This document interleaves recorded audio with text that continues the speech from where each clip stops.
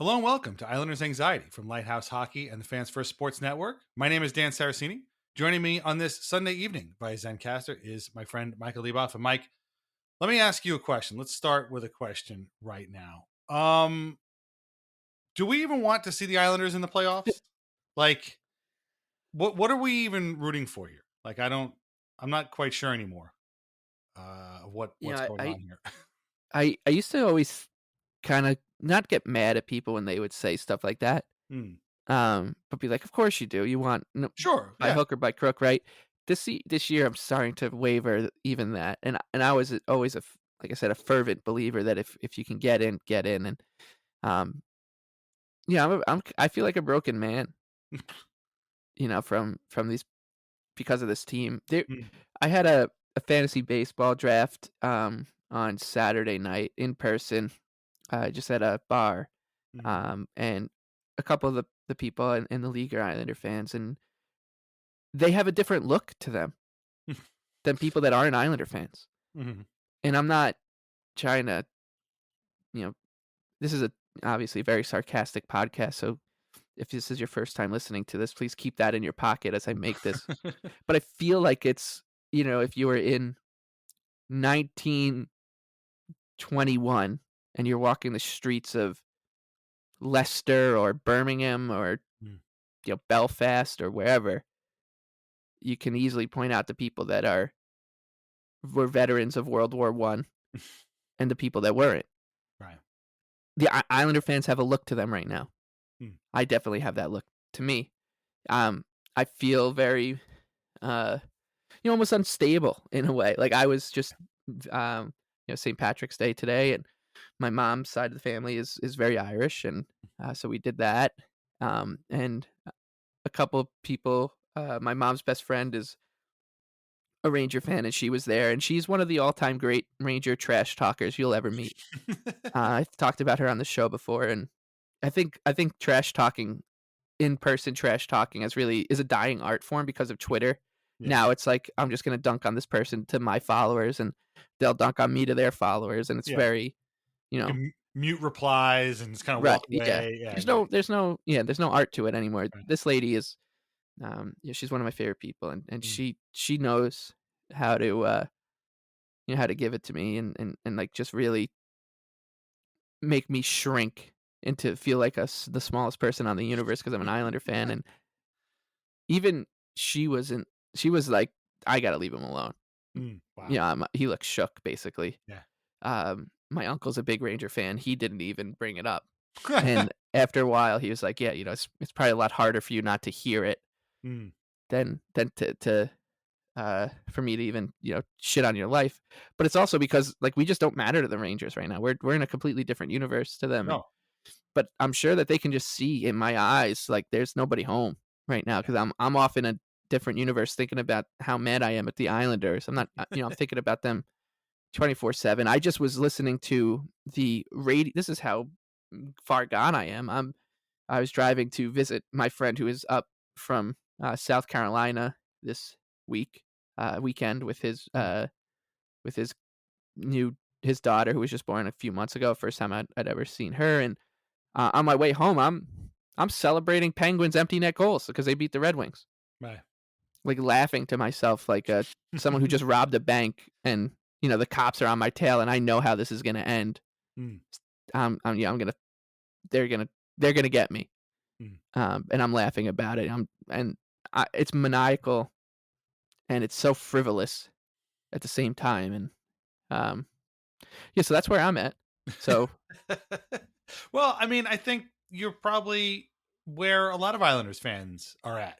And in fact, what you just said reminded me of a bunch of things that we have said on this podcast before, as well as something that I've been thinking about too. Before we dive into all of that, and this is going to be a very lean and mean episode, we're going to talk about the last 3 games and the next 4 games. And basically, that's it. We weren't supposed to even record tonight, but today's game loss against the Rangers was so traumatic that we had to get these emotions out because it was such an awful, awful experience. Before we dive into all that, reminder that we are on Patreon at patreon.com/Islanders Anxiety. Plan start as low as $2 a month, ad-free episodes, bonus podcasts, written posts, and a whole lot more. Also, do not forget, our live event at the Offside Tavern on March 30th, New York City, starting at 4 o'clock. Be there. Bring your weird Islanders gear because we want to hear your weird Islanders stories. Yeah, Um, that's turning into, like, some sort of, help meeting at this yeah, point. it is, and it will be followed by the Islanders Lightning game that night from Tampa. And listen, I'll be honest with you, I don't even care about that game at this point. Like I just don't. If we end up sitting around talking with people, talking about the Islanders, maybe not even talking about the Islanders while this game is going on, and we look up every once in a while and we go, "Oh, Braden Point has his sixth goal in this game." Who cares? Like I don't even care anymore because like you said, we're broken. I'm a broken man as well. And you use the sort of wartime, analogy. I'm going to use an analogy that we used on this show many, many years ago, which is we are like wounded animals. Like we are shook. We are, a loud noise goes off and we jump. We're afraid of a stranger in the house or a new experience or a new thing. Like because this is the way this season has gone. And the last couple of seasons have gone. And it's also reminded me today's loss, in fact. Now, in fairness, in truth be told, I did not watch today's game because I was on the bus on my way to see Dune Part 2 with my buddy Gio in IMAX at Lincoln Center. Shout out Gio. Great movie. It was delightful and epic and all of those wonderful things. And I did not watch 1 second of this game because I saw from the first period what was going to happen because what happened is the same thing we've seen happen over and over and over and over again with this iteration of this team. And that is that something is rotten. I said this a couple weeks ago, I'm saying it again, and I'll keep saying it until it stops happening. Something is rotten on this team. Now you might be saying, wait a minute, hold on a second. They just won 6 games in a row.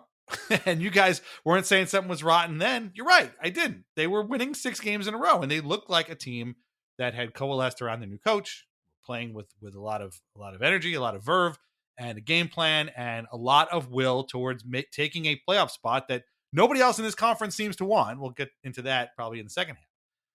Since then, they've lost 4 games in a row. Now, that first one that they lost, we talked about in the last episode, was to the Kings. And listen, that was an excusable loss. Like it was the end of a long road trip. We weren't even mad about it. Kings are really good.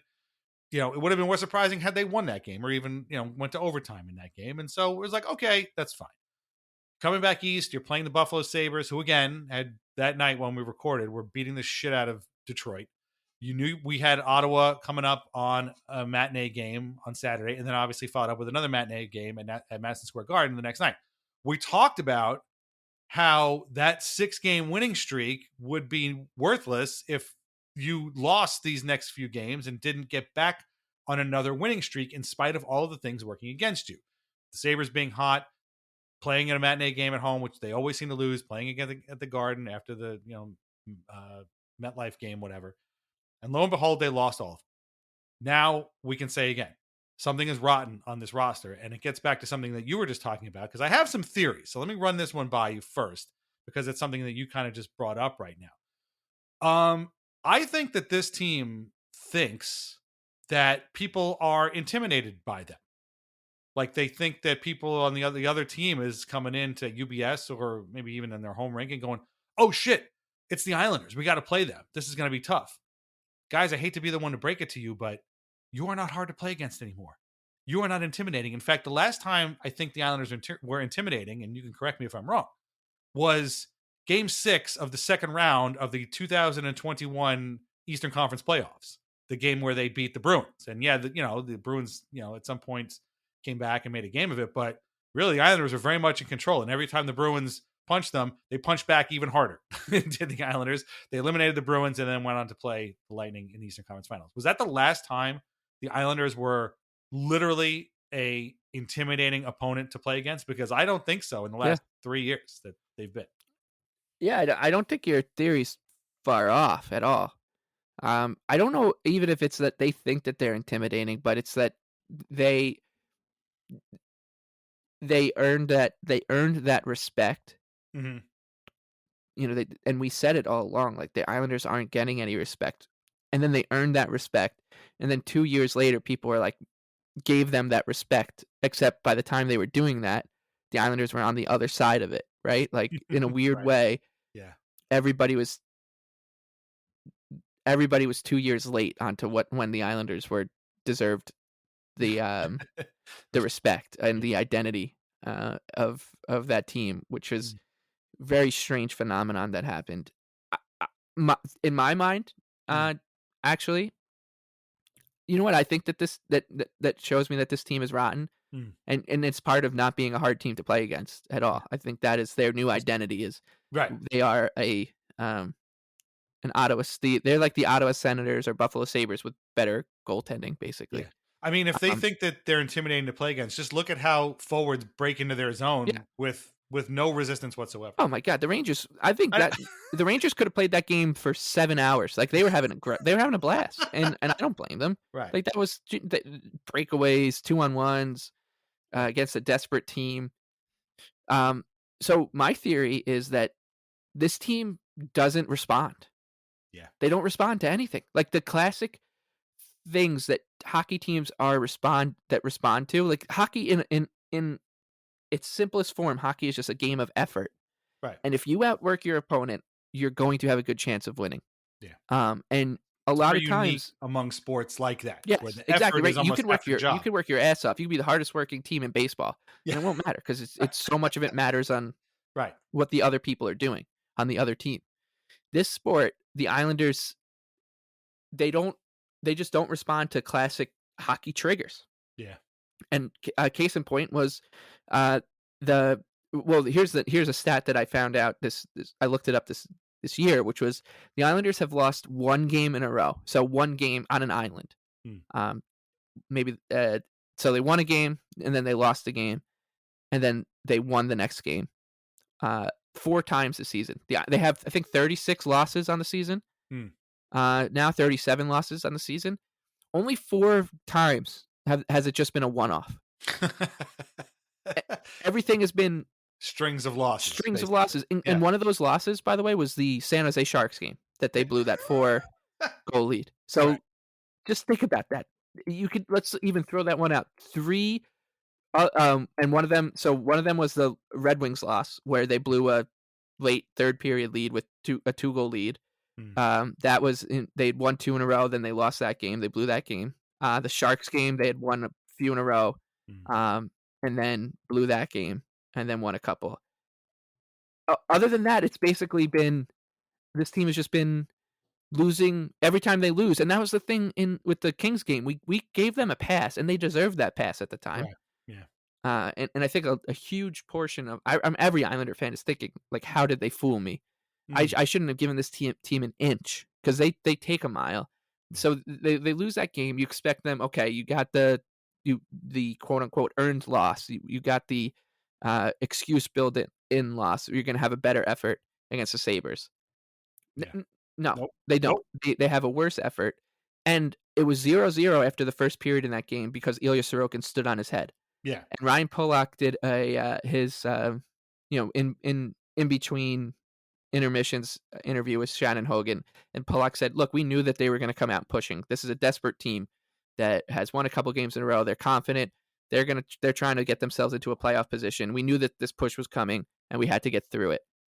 And I said to myself two things. One, okay, you can push back because you're a desperate hockey team too. Like Right. you won 6 games in a row a week ago at this point. Mm. Almost a week ago or whatever it was. Like Yeah. Yeah. It was pu almost a pu week. Yeah. push back, push back. You can be a Yeah. desperate hockey team. And the second thing was, okay, he's recognizing we didn't play well that period. Our goalie stole it. We're going to be better in the second because that's what hockey teams do. Right. They respond to those classic triggers like, Right. "Hey guys, not our best that period. Ilya stood up for us. Now we got to go get us back." Yeah. They came out and they were worse. They played one of their worst periods of the season in Yeah. that spot. And then you think, okay, they're going to come home. Mm. Now we're getting closer to desperation time. They're playing a Senators team that has nothing to lose Right. and nothing to gain from this game. Like you can put this team away with 3 quick goals. The Senators will just skate out of the building. Like they don't want to be here for a matinee either. Right. And they don't. Like they don't even Nope. respond to that. And where you know what the biggest indicator of this lack of response is to me. Do you remember when they played the Devils, that game they lost in regulation, like with 20 seconds left? Yeah. Curtis Lazar scored. Yeah. Do you remember what happened 2 minutes before he scored? No.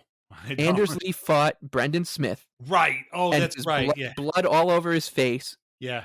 mouth blood coming out of his That's mouth, right. Yeah. and he did that smile to the bench and, like, wagged his tongue at them, Mm, and then 2 minutes later, they just gave up a goal. that's right. That is an act that you're supposed to respond to, Yeah. and the Islanders did, but they did it by losing the game. L like, Yeah. where Right. is this team's response mechanisms? Yeah. It's I mean, what is a response? Like, is that even a term? I don't think so. They have me making shit up. This right. is Yeah. I mean, sometimes their response happens with 5 minutes to go in the period. That's what also happened in the Ottawa game, where like their best stretch was basically the last 5 minutes of the third period, which was eventually the game was tied by Bo Horvat. They needed a 6-on-4 power play goal to tie the mighty Ottawa Senators, yeah. whose season has been over since November. And that was a Yeah, soft penalty too. Like yeah, they right. got very lucky with that call. Very, very lucky. But yeah, they came. I knew right from the get go that they were going to lose that game against the Sabres, which of course they lost 4-0 because they came out and the shots were what 7-0 Sabres right off the bat. It was like Yeah, it was all Buffalo, and there was no response whatsoever. No like, and here's the thing too, like this team, what they love to do is weather the storm, which, okay, that's fine. But like at some point, you have to come out on the other side of the storm. So instead of just hunkering down in your own zone and letting the other team tee off on your goalie and hoping he makes a bunch of saves, why don't you spend some time in the other team's zone? They don't want to do that. They never do that. They never get a clean breakout. They almost never spend any time in the other zone. And if they do, nothing comes of it. And then the next three shifts are just going to be right back in their own zone. This happens over and over and over and over again. That Buffalo game, my note here says 4-0, but it's funny because I stopped watching that game too after the second period. And I had to take notes when it was over. And my wife was like, "What notes are you even going to write?" I'm going to write here. Watch, look, 4-0 Buffalo. Then the line below it, garbage. That was it. That's my only note. And then I closed the garbage. laptop. That's garbage. It was a Yep. garbage effort. And then like Patrick Wild's like, the first game back when you come east is always a bad game. Yep. And I was like, bro, really? Seriously? Like, come on. Like Yeah, that's nonsense. and that's fine. That's fine. Maybe it is. Yeah. It could be, Hmm. but it can't be when you're in this situation. Well, No. they're not. They're not where the Rangers are. They're not where the Right. Colorado Avalanche are, where they can be like, oh, we already have this built-in Right. excuse. Like everybody knows this hockey adage about traveling back east And and it again, being tough. yeah, but like fight through it and like fight through it and get your head in the game, get some skin in the game, as Barry Trotz used to say. But also, not all losses are created equal. You could lose the game in such a way that some people would be like, you know what, that was a tough break. What are you going to do? You lost 4-0. That's not, oh man, that game was tough coming back east. That is, we did not try. You got Right. shut out by the guy who I said in the previous podcast just got off the bus from Poughkeepsie. Like that's the guy I was talking about, like, come on. And that's the thing too. I like you said that, another thing you mentioned, but I have another theory, but I want to get to this first. Another thing you mentioned before too, like how could we be fooled? I feel like an asshole. Like I Yeah. sat here, like we didn't crow that much about the 6-game winning streak, but like here we are thinking, okay, this team is maybe turning it around. They're putting it together. They're finding putting the pieces in the right spot under the coach, and they're going to make this work. We look like huge assholes right now. Like, come on, really? Yeah. This is what we're gonna do now? It is a classic toxic relationship Yeah. metaphor. Like everyone's making it, and they're spot on. We look like huge assholes. We are assholes. The quote I used on the last episode was, and the last episode, like usually we record Sunday nights, but the last one because of the schedule shook out that we recorded it on Tuesday night. So it was less than a week ago, 5 nights ago, whatever it was. The quote I used was, "I am retraining myself to not think about the other shoe." And then the other shoe just smacked me in the Yeah, face. forget about Just dropping. smacked Hit you me in the face. Yeah. Are you kidding me? Yeah. That was the quote I used. That's so pathetic. I hate that version of myself so much right now. But when I was driving, listening to this Penguins Red Wings game and had to listen to the Penguins broadcast, and they Oh are, my God. skin crawling, and Right. I'm on their side. I'm like, yeah, come on, keep homering it up. We need these guys to win. I'm sure that was a soft call on Mhm. Ryan Graves. I'm sure it was. Like, these guys are the best. Come Right. on, go Penguins. And I'm just thinking about myself, like, "Oh, this is I'm living in the other shoe right now. I am Mm, living in it. I am," that Dave Chappelle meme of his, character that's a crackhead, mm. that meme that goes around, like, scratching. Like, Yeah, that's me listening to the fucking Penguins broadcast. I want more of this punishment, apparently. yeah. I am severely broken thinking about this team, and, uh, I'm I hate the fact that I'm gonna be watching them get their shit kicked on Tuesday night Oh against the my god. Hurricanes, Yeah. and that none of these other teams have been able to put us out of our misery. Mm. And the fact that it took 1, 2, like we said, like, this was building, Kings game, excuse. They make the excuse for the Sabres game, fine. Then they say, "Okay, excuses are over after the Senators game." Waz said, "We gave that one away." I think the Yeah. players kind of all agreed with it. Yeah. And so you think, "Okay, respond." They'll respond against your supposed bitter rival, a team that embarrassed you in front of a huge Right. hockey audience, and they made a documentary out of the game because they're the Rangers and whatever. Like this, it has to have been embarrassing, like that you spoiled that whole night for Islander fans. You think you can get some revenge? Mm. Not, but even putting that stuff aside, you're just a desperate hockey club that needs to win hockey Yeah. games. That needs to get points, and the effort that you show, like the only three players off the top of my head showed up tonight. I think Mm. Horvat, Barzell to some extent, and Mike Riley. And well, the fourth line. Actually, the fourth line has been, this is another sick thing, is that the Mm. fourth line has been the only consistent line since the uh, McLean. Ducks game. Yeah. So you have those guys going, and the rest of the team is just wild. And I guess Palmieri too has been good, but still, like you're watching at least half your team just waddle their way through what's supposed to be a dogfight for a playoff spot, Yeah. and they're just not doing it. And you hate to just boil it down to lack of effort because things are always much more complicated than that in Mm. professional sports, at least for the most part. So, but that's what it looks like. It looks like Yeah. a lack of discipline, execution, but most of all, a lack of just willingness to work for it. Because if you wanted to, if they wanted to, they could have just outworked the Senators to win that game on, Mm. and they could have worked as hard as the Sabres to play them evenly. And the two teams that are they're one that they're chasing and one that look they're both they're chasing them both now. The Capitals and Flyers Mm. are in the playoff race because they just work hard. That's Yeah. simply that. That's it. So I don't know if you're not. They're just not. I don't trust that they can. It used to be that you can at least trust the Islanders will work hard Mm. and lose because they can't score or whatever. They're just now. I don't even know if I can trust that I'm gonna like the effort. No. Well, so I have two more theories on what might be rotten. So one was that they think the teams are intimidated by them, much like what you just talked about. Like there used to be a time when the Islanders were going to outwork you, and if even if you were going to lose, even if you're going to beat them, they were going to extract a pound of flesh, right? Like that was probably that first year of Barry Trotz, where like they were always constantly they were in every game, and like they were a buzzsaw by the end of it, right? My second theory is that these guys, I hate getting back to Trotz over and over again, and so I apologize for this. But like he talked a lot about sometimes they want easy games, and to me, when the Islanders start a game and they are immediately on their heels, they don't want to push back. There's something about them that prevents them from pushing back in any meaningful way. And this is what you were just talking about. Where's the response? When Buffalo gets the first 7 shots on goal in a game, where's the response? It was like one shot, you know? The Senators, that first period was sort of okay. And like Matt Martin scored on a wraparound, which was kind of funny. But also, like, you know, at that point, I thought, okay, listen, you've got the lead now.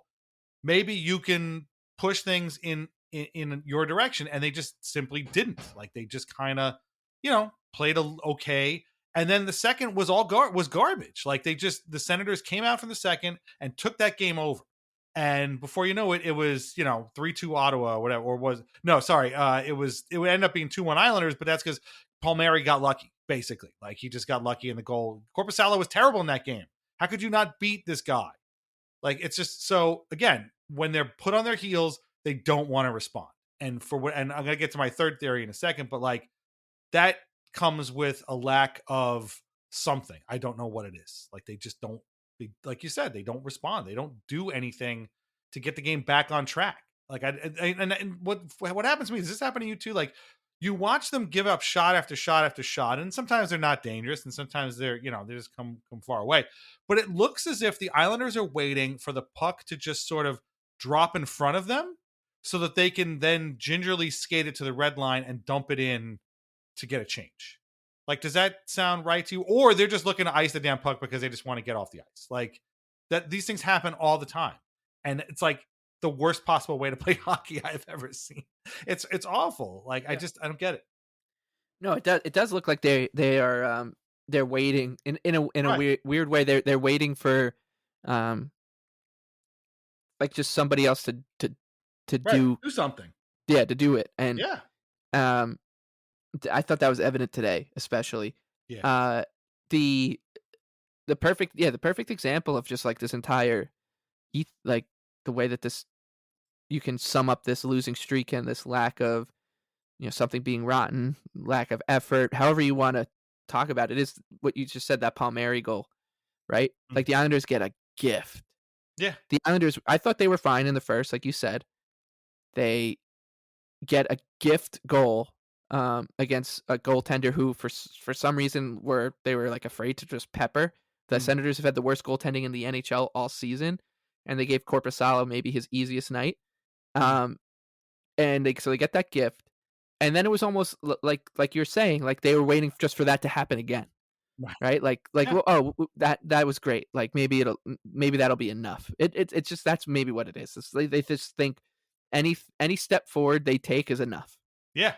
and then it just ends up not being close to enough. When they scored that goal against the Senators, I wasn't happy. I was like almost mad. I'm like, this team doesn't deserve that break. Palmieri, maybe as Yeah. a player, sure, you can argue that he's had more bad luck than good luck when it comes to finishing with the Islanders, but at the same time, that the team did not deserve to be bailed out like that and go into the third with a lead, and you knew exactly how they were going to play that third period. You Yep. knew exactly how they were going to wait for somebody else to do the job, Yeah. and they gave up a 2-0.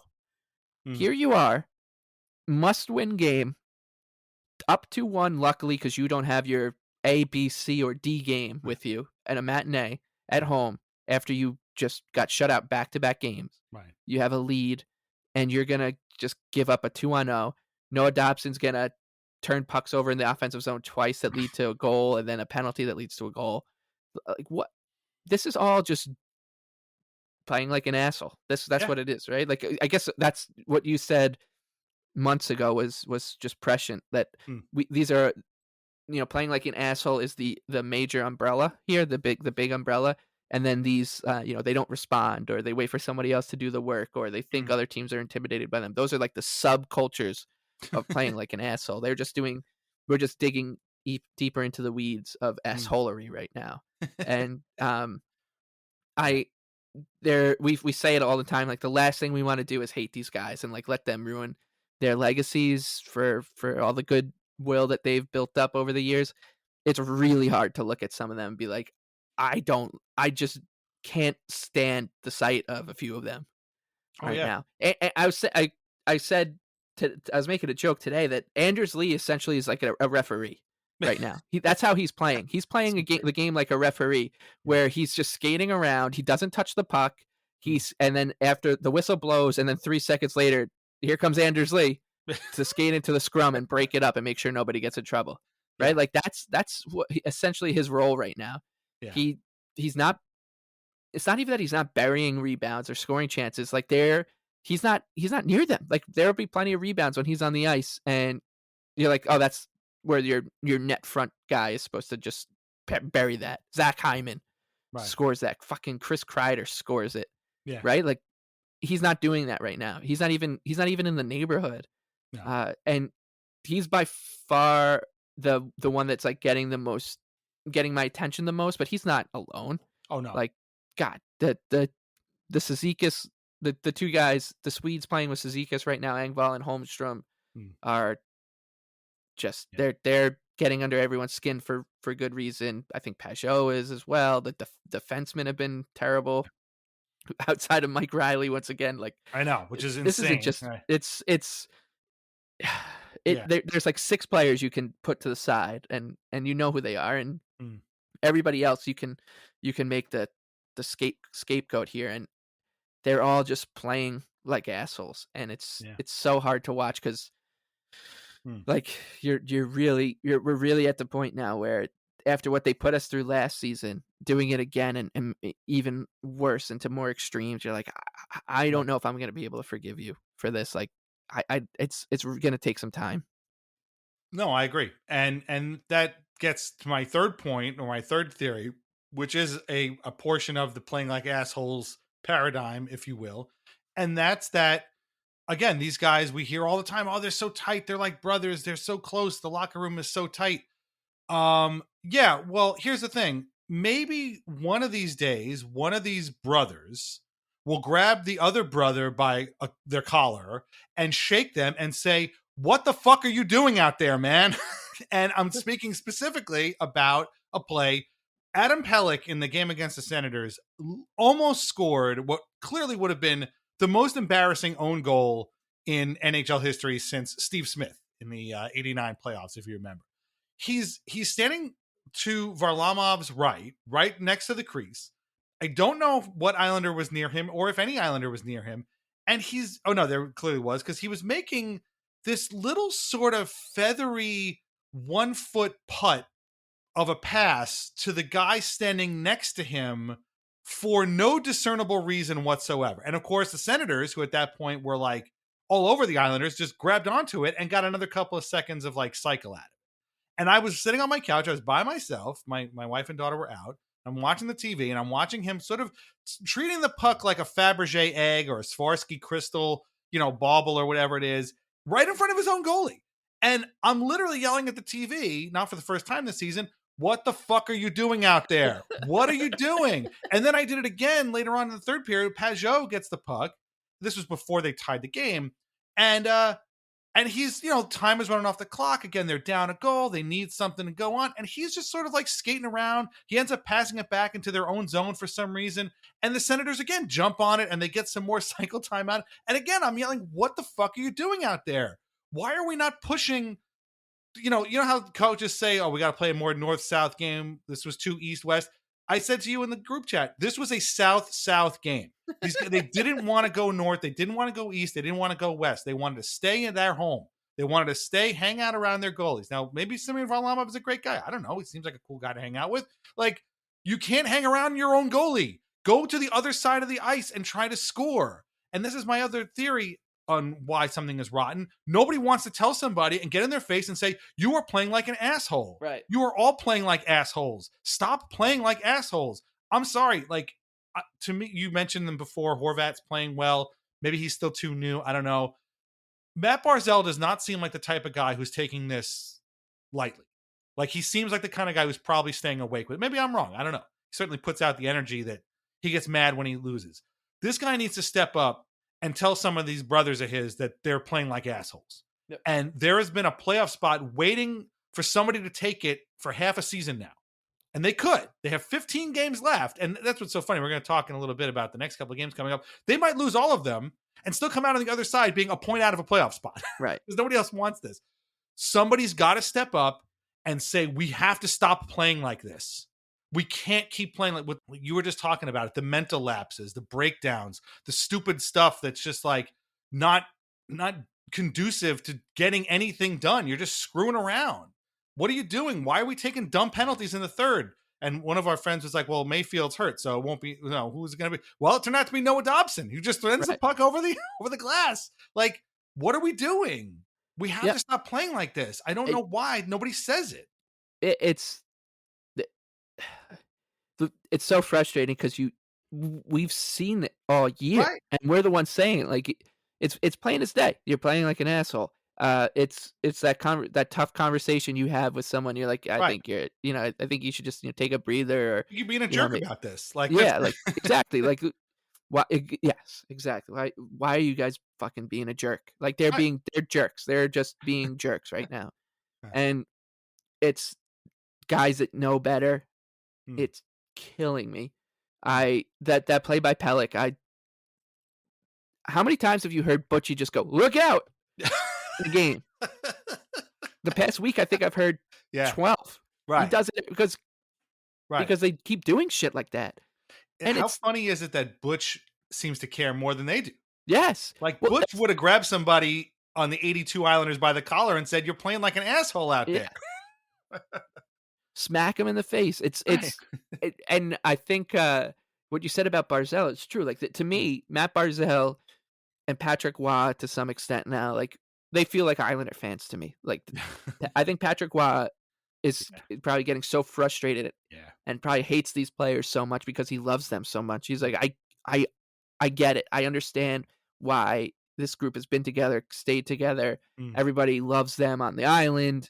Everybody loves the island. This mm, entire kind of culture that this team has built for the past 6 years. I mm, get it now, and that's why it's so frustrating to be sitting here or to be sitting behind the bench or to be being Matt Barzell because they are just Islander fans. They are Islander fans. They understand what these guys are all playing for and what they're at danger of losing. Like mm, you're why aren't if you're not gonna grab somebody by the scruff of the neck and be like you're playing like a jerk right now, mm. you're not gonna get another chance to do it because this team is at the end. Like we've Yeah. famous last words because we said it a lot, but Matt Martin is a UFA and Kyle Clutterbuck's a UFA, and the Mm, Islanders are probably going to look to unload some sort of salary, whether it be Pajot or whoever. Like this is going to be a team that the keys get handed over to the Barzells and the Horvats mm. full and firmly next year, and if you are one of the other guys and this is your last kick at the can, why aren't you being like, "What the fuck are you doing? Did you Right. just try to skate the puck into our own net? Right. Like, what against the Senators? This is Yeah. you're like, this is it looks beyond repair at times." And yeah, I think to some I don't think one time this entire season you and I have been like, "This team needs to call somebody up. They need to call somebody up from Bridgeport." To what Because end? Why? yeah, What right. point? And actually, you know what's funny? I actually think there is one right now. Like, if you called up somebody from Bridgeport, they're I'm guarantee you that they're going to work harder and with more desperation Yeah. than the person that they're replacing right now because Right. it's gonna be somebody who's been down there for a while because they don't have anybody who's just like a new spring chicken into the AHL. These are guys that have been there all season long, and they're going to work. And I'm not talking about Julian Gauthier. I don't think he's the type of player I'm talking about right now. But if it's an Ishkakov or whoever, Mm, like you need to call somebody up because they need to. There's spots to be taken on this team, and the yeah. healthy scratching somebody almost at this point is not enough because Mm, this team doesn't respond. They don't respond right. to stuff like that. So why don't you let somebody just take a job Yeah. and find themselves in a take Simon Holmstrom's job or Pierre Engvall's job on the Mm, third line and take Anders Lee's job and bump him down a couple mm, lines or something because at this point you have to do it. You have to throw everything at the wall. You got yeah. 16 games left, 15 games, whatever it is, and you need to win 10 out of 15 basically to guarantee yourself a playoff spot. And I think you can get in with less than that, but just in terms of like just actually guaranteeing it. So why not just add somebody who's going to put some blood, sweat, and tears into a team that needs it? Which is crazy to say about the Islanders. Like I it's depressing to say that this is a team that know. is crying out for somebody who will Yeah. just work their tail off. Right. Like because they Well, don't have enough of them. They well, don't have you enough players who will just go do that right now. yeah. Well, I mean, you could make the argument that they did that with Kyle McLean. He Claim came that's up what I'm and saying. Like it he's worked been fine. already. Yeah. He's been really good. But, what are you going to get out of your fourth line center? There's a simple reason why. I mean, I'm not disagreeing with you. Sure, why not call somebody up? But here's the reason why that won't happen. These guys are too tight. They're too tight. They're brothers. They want to go down as a group, and it is functionally killing them. Like it's literally killing them. They cannot be bothered to again step up to each other and be like, we need to play better. And have we heard anything about closed door meeting, guys talking after the game, whatever? Like after today's game, and I'm using quotes here from Stefan Rosner, who got him from Kyle Palmieri, who's like, talking is one thing. We can't talk our way into the playoffs. Yeah, okay, that's fine. What else do you say? It doesn't matter what system you have or the plays you draw up. If you don't execute, you don't support each other, you don't win your battles, you're just not going to do very well. Yes, that's true, Kyle. Very good. But like, who's going to do that stuff? And this is another thing that's been driving me crazy. And all due respect to the people that do this, I'm not criticizing you or anything like that. It's just the state of mind that I'm in. I love when these line changes and stuff and deep pairing changes are still kind of like news. Like, oh, Barzell's starting on a line with Pajot. I wonder how that's going to work. Or how the fuck do you think it's going to work? They're going to lose the game. Like, you can move all these guys all you want. It doesn't matter. If they're not going to show up and play, what difference does it make who's on whose line? I mean, no offense to Andrew Gross again, but like, he's asking why afterwards about the new D pairs. What fucking do? Who cares? What difference does it make who's on what D pair? You guys didn't play. You didn't play. Mike Riley's the only good defenseman. What are you Yeah. talking about? So, so what difference does It it make who's on who's pairing?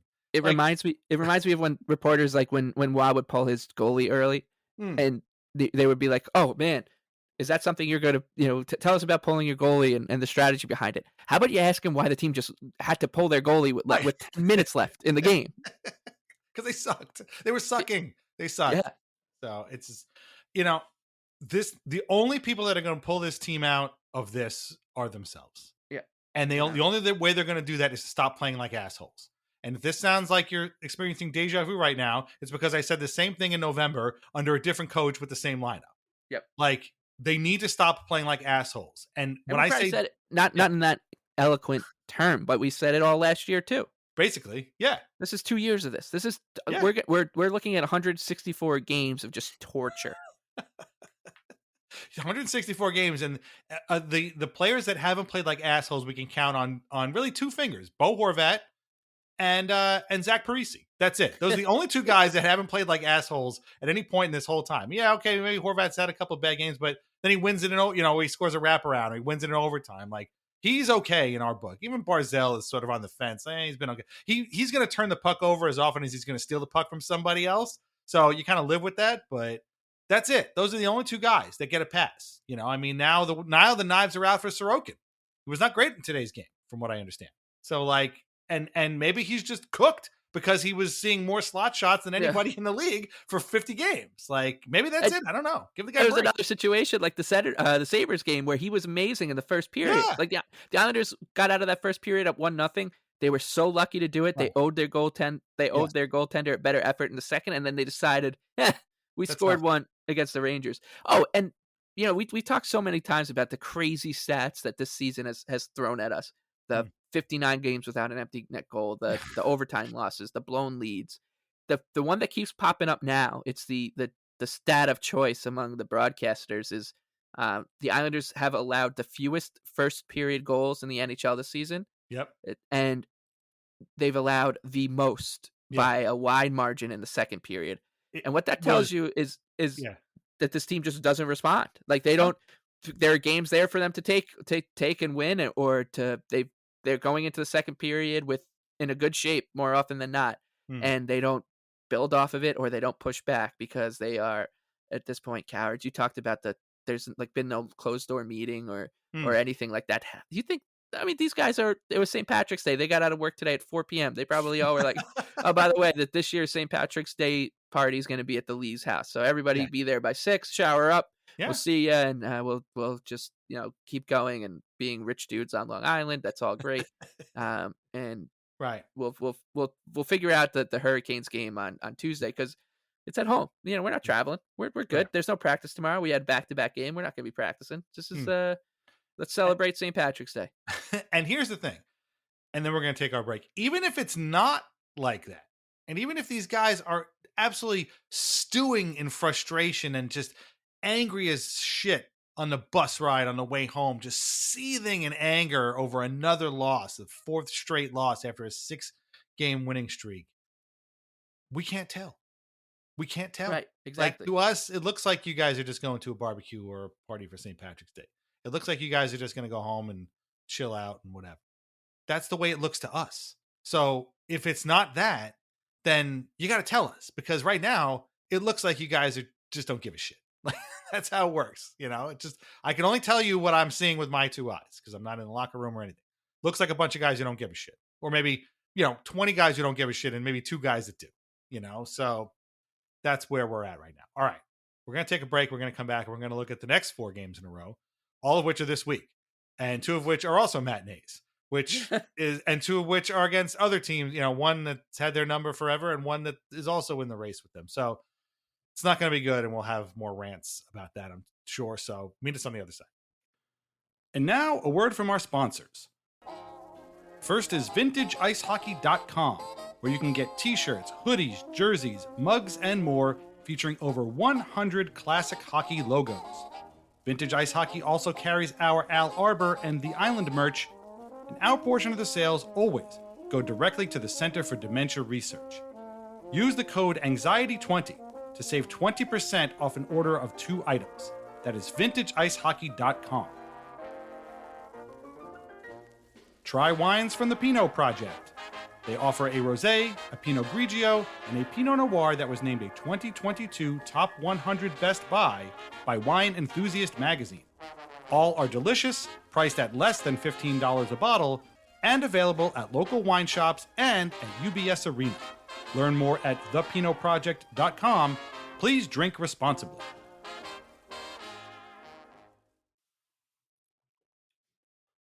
So yes, the Islanders have 4 games this week. We mentioned it before. Tuesday at home against Carolina. Thursday they are in Detroit once again. And then Saturday and Sunday once again. Another matinee at home against the Winnipeg Jets. And then a day later hosting the New Jersey Devils. Now the Jets game is at 1 and the Devils game is at 5. So not quite similar matinees, but more or less matinees same.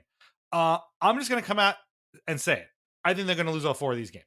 I really, truly do. I can't see a scenario in which the same team that we've seen lose 4 games in a row now is going to suddenly become a different team and beat any one of these teams. Now, maybe I'm wrong, and maybe they will, and we'll come back and we'll talk about a 4-game winning streak that came out of nowhere. But you're looking at a team that right now is firing on all cylinders. By the way, that Senators team that the Islanders had to lose to in overtime on Saturday, they got thumped 7-2 by the Hurricanes. So they're coming into the to UBS Arena pretty primed. Looks like Jake Gensel is fitting in just fine. Thank you very much. Detroit lost 7 games in a row. They lost again today. They snapped it, so they've lost, I guess, 7 of 8. The Islanders beat them once before. Maybe now's a chance to get over on them, but if the Islanders show up and don't play, then Detroit's going to run away with 2 points that the Islanders really need in this race because they're both in the same race for the same playoff spot.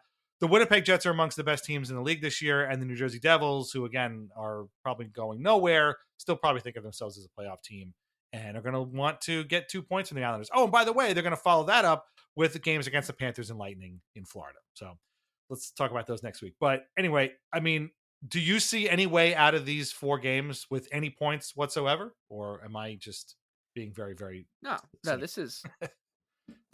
it's going to get... It feels like a very good bet that it's going to get worse before it gets better. Right. And it almost feels like the Islanders, because we don't trust them to take to recognize the situation, to read the room, I guess. It's almost like they're going to look past Tuesday and be like, for sure. Oh, absolutely. That's the best team in the conference, and they're Stanley Cup favorite for a reason.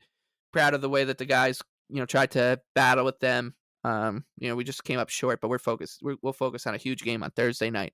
And that game on Thursday is huge. It's essentially the season for the Islanders, whether the Red Wings, however the standings shake up between now and Thursday night in Detroit. Like that game is it's massive. It's just going to be the biggest game of the season for both teams.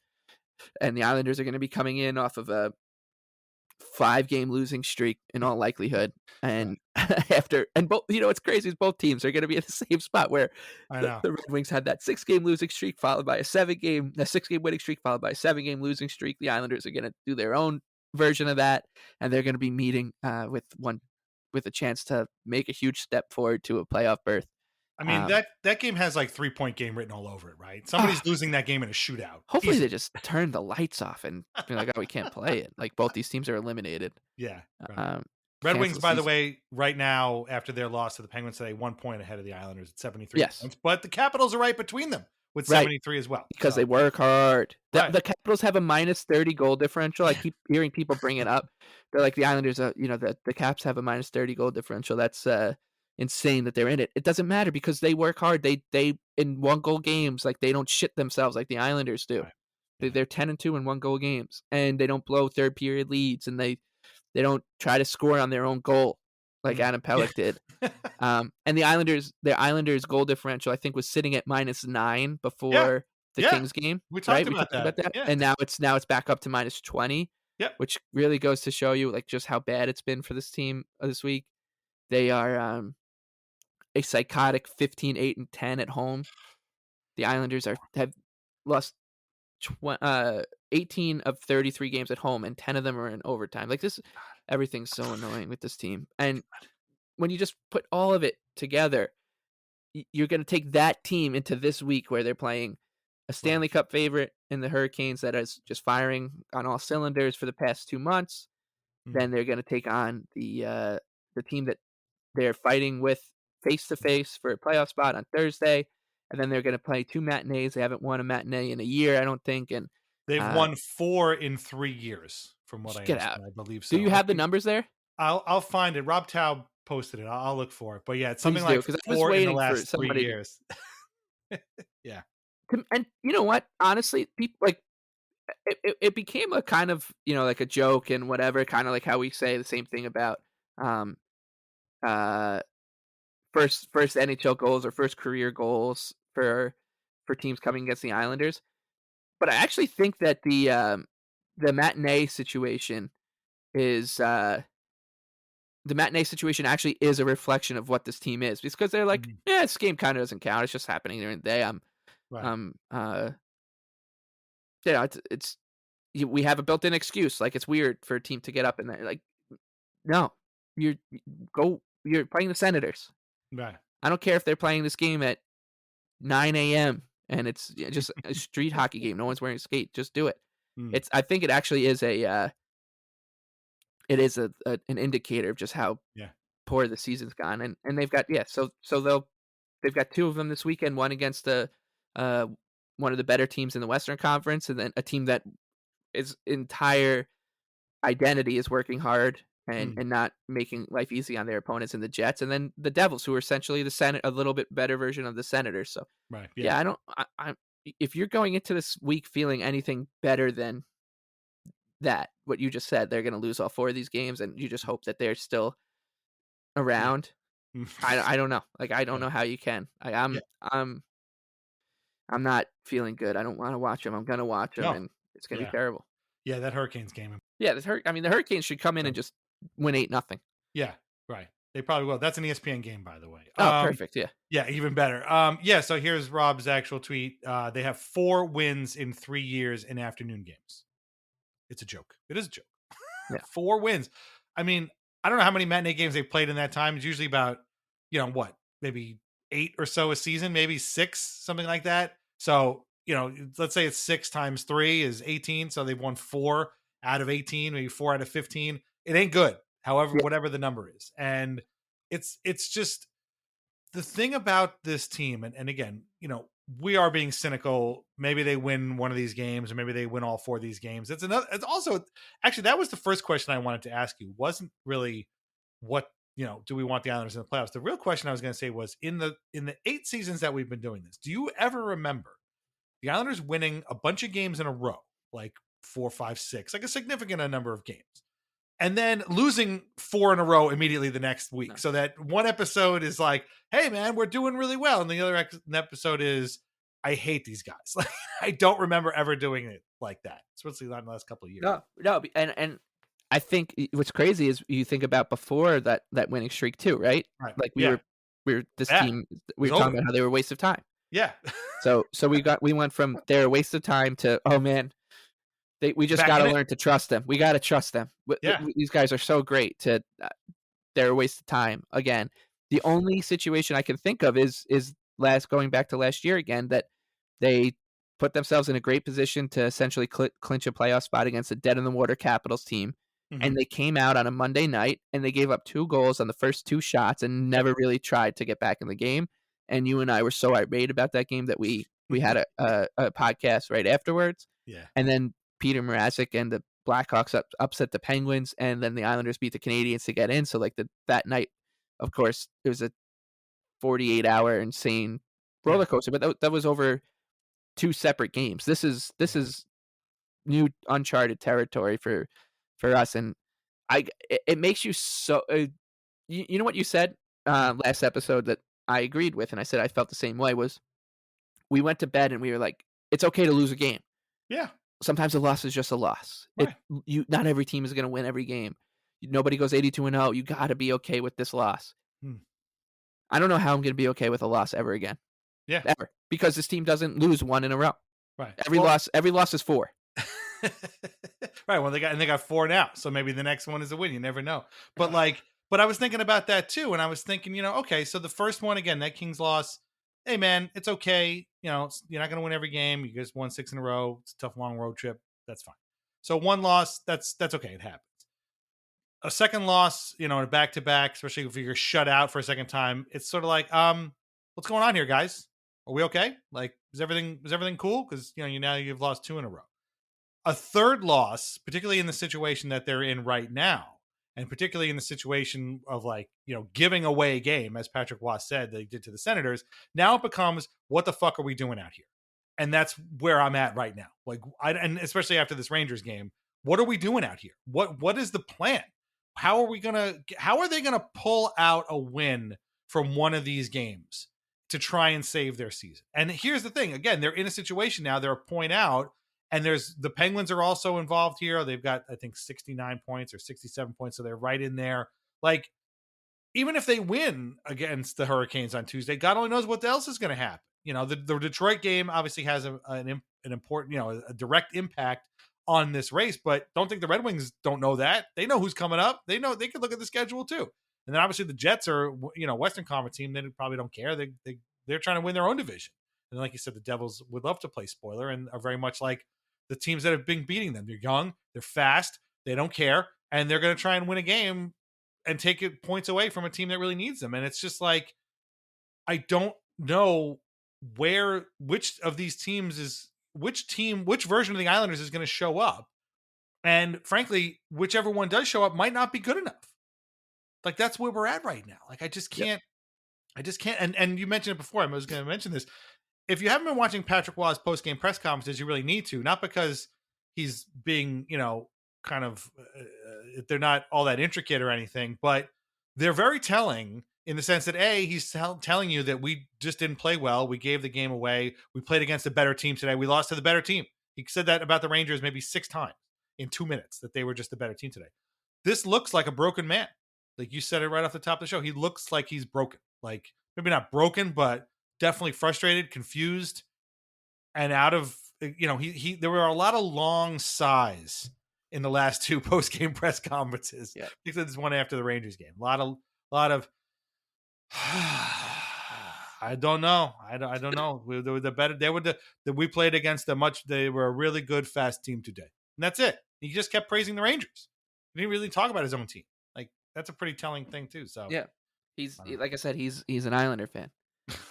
He's an Islander fan. He knows, he saw it. He watched, you know what? He watched Sebastian Aho get tripped. Like, he was tripped by whatever that guy's name is, Bradzinski, that led to the Rangers' third game winning goal to make it 3-2. Aho skates to the crease to be in position. He gets tripped, slides into the boards, and there's Bradzinski to tap one in. And I texted someone. I was like, that was a penalty, but I'm happy they didn't call it.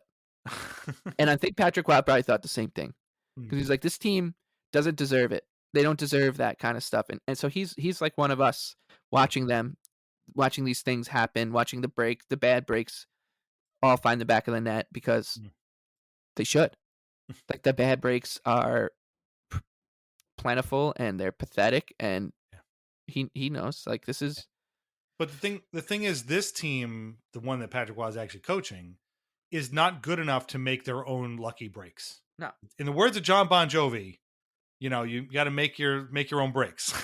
And the Islanders just simply aren't good enough. And when teams like the Rangers or the Penguins or the Hurricanes, yes, even the Penguins, they just seem to will, or the Leafs, I should say, or another one, or the Lightning.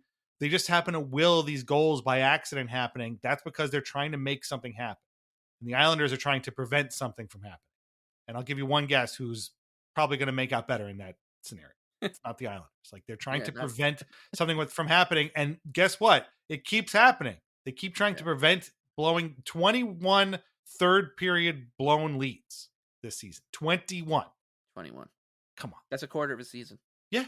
21 in 60 something And games. yeah, and it's not fair to like there's I feel like with this day and age because fans Mm. technically have like a direct line of communication to players Yeah. In a way. um on, Instagram comments or Mm. Twitter comments or whatever. Uh People are painted in a light for being psychotic for like lashing out in those forums. Mm. And for the most part they're right, but I don't think Islander fans are right now. Like Mm. if I after the Senators game I actually did this. Was like, you know what? I kind of want to read the comments on the Islanders Instagram post of the Oh my final God. score. That's And I insane. did. I did. And to there's of course the stupid ones. Right. Like send so and so to a gulag or to the sun or whatever. But for the most part, they were all just like just desperation of Mm. why am I doing this to myself or um like I can't take it any longer, that Mm. kind of stuff. Uh I think every Islander fan was like well within their rights to do that, to like Yeah. show up to the front door with like pitchforks and torches and be like, "What are you doing? Yeah. Th- You're you've blown 21 third period leads. Mm. That's a quarter of the season. That's one out of every 4 games we watch. Yeah. We're watching you blow a third period lead. That's one out of every 4 games. We sit down. That's once a week. Mm. It's once a week. The thing that like we support you and with like our hobby, the the hobby we spend the most money and time thinking about is just been torture for us. Mm. Why wouldn't I lash out at a social media admin post Right. right now? I think that's fine. Honestly, like of course Mm. I don't think I'm maybe I am psychotic right now, but I don't. I'm not saying just cross the line, but lash out however you want right now. Like Yeah. you're well within your rights to lash out like that. It's crazy. Like you could give up all that. They're terrible. Yeah. I've had so many. There's been so many times this year where Emily would just be like, what else did you think was going to happen? They keep doing that. Yeah. Like, why do you expect something different? That's the worst part, I think, of all this is just we can see these things playing out. Like when Brady Kachuk scored his second goal of the game on Saturday, I texted you, he's going to get a hat trick either in overtime or in the third period. And you were like, they're not going to get overtime. I'll sell you what would you say to me? Oh, I'll sell you a lacrosse team in Nassau Coliseum if they get to overtime. And they got to overtime. And guess who scored the overtime winner? Brady Yeah, Kachuk. Like you could see it happening. That getting that goal, that first goal in this game, today's game, the Rangers game by Bo Horvat, I just knew the Rangers were gonna tie it up, and that was it, and they were gonna come. Even again, that getting back to the MetLife game, they're calling it the miracle on turf or whatever. How is it a miracle if it happened 18 times earlier? I could have told you what was gonna happen in the beginning of that third period.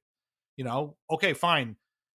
We knew that when the Sabres came out in that opening period that they were in it to win it, and the yeah, Islanders just weren't. And it's just like these things keep playing out over and over, and we keep wanting the results to change, and they never do, and no, it's really really frustrating. And yeah, again, I'll get back to my central question.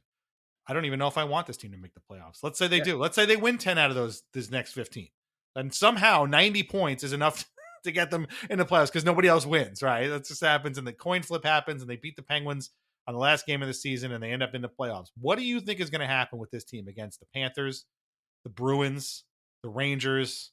Do the Hurricanes still have an outside chance of winning the division? If they do, maybe they do. What do you think is going to happen? great. I I'll tell can't. you exactly what's gonna happen. Well, Those teams are gonna be like, please give us the Islanders. Please yeah, give us the Islanders. Please give us the Islanders. We're that team.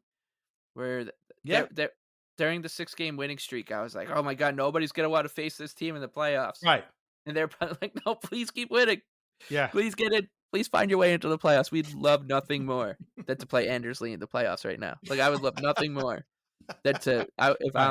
if I'm, Peter Kochetkov or Sure. Jeremy Swayman or Sergei Bobrovsky, I'd be Mm. like, "Oh, Right. God, I don't have to worry about kicking rebounds out to the slot for a whole week because the Sure. Islanders aren't gonna score them. There's not gonna be anybody Mm. there. I So don't so have we to." They're and if you're Rod Brindamore or Peter right. Laviolette or Paul Maurice, you Might say, just go "All to right, Cabo. Might just yeah, go to Cabo. Guys, you can handle this. here's the thing. Here's the guy wearing 14. Just get on him. 14 and 13. Watch them, and nobody else is going to do anything. So Yep, you're good to go. Maybe 21 might sneak in there, but probably not. So 21 and 29, a little bit lower on the totem pole. Everybody else, you can completely forget about. yep. Like that's it.